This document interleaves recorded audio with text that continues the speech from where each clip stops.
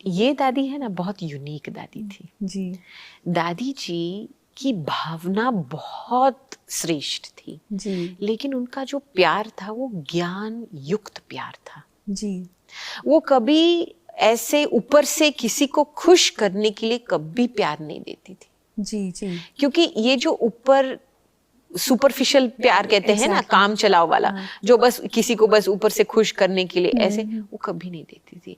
वो सभी को परखती थी, इसकी विशेषता क्या है, इसकी खूबी क्या है, भगवान इसको कैसे यूज करना चाहता है, उसकी ये बहुत एक दृष्टिकोण थी। जी तो जब भी वो हमको देखती थी, ऐसी दृष्टि हमको देती थी, जी तो हमको फीलिंग आती है कि ये हमारी है जी और हम उसके हैं जी और ये मुझे जानती है। जी। और दादी की जो रेडार था very subtle, she could pick up things very quickly. क्या हुआ, एक बारी हम ग्लोबल रिट्रीट सेंटर में, जो ऑक्सफोर्ड में हमारा बड़ा रिट्रीट सेंटर था, जी। वहाँ पे शुरुआत में हमने सेवा, हमारा सेवा केंद्र था उस समय।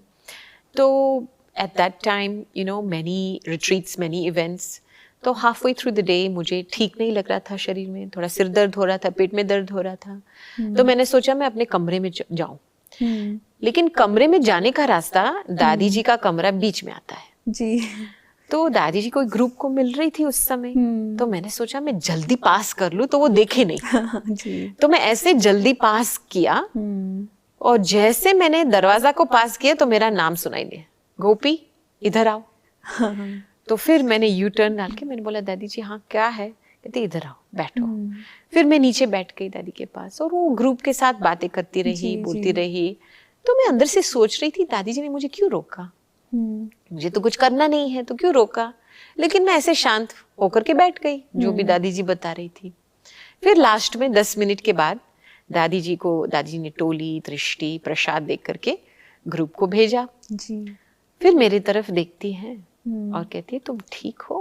हाँ मैंने बोला दादी मुझे है ना सिर दर्द हो रहा है, पेट दर्द हो रहा है, इसलिए मैं अपने कमरे में जा रही थी सोने के लिए। तो कहते हैं हाँ दादी को वाइब्रेशन पहुंच गया है कि तुम ठीक नहीं हो, इसीलिए दादी ने तुमको बुलाया। बोला अच्छा दादी आपको वाइब्रेशन पहुंच गया, कहती है हाँ। और पता है दादी आपको एक सीक्रेट बताएंगी कि कभी भी सिर दर्द या सिर भारी लेकर के कभी सोना नहीं, जी क्योंकि ऐसी स्थिति में तुम सोएंगी ना तो ऐसी स्थिति में ही तुम जागेंगी।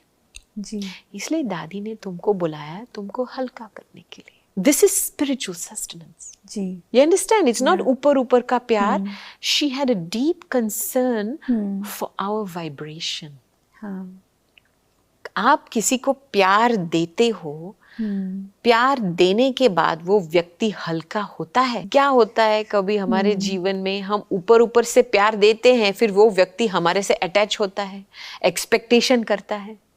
लेकिन ये जो रूहानी प्यार जो होता है, इसकी एक स्पेशलिटी होती है that it liberates you, ji it makes you lighter ji and it lets you come close to God.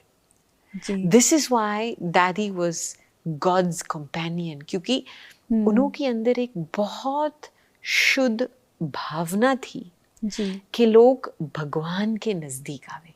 जी दादी खुद अपने लिए बहुत ध्यान रहती थी कि भगवान का प्यार लेना है और वो ही प्यार देना है। जी दादी बहुत बारी हमको कहती थी कि दादी खुद की एनर्जी खर्च नहीं करती है, भगवान की एनर्जी यूज करती है। कहते आप लोग क्यों थक जाते हो, क्योंकि आप खुद की एनर्जी खर्च करते हो।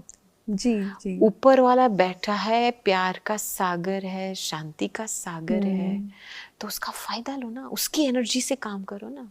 हाँ जी। तो ये बातें हमने बहुत सीखा कि what is spiritual love, love based on understanding, जी love based on recognition,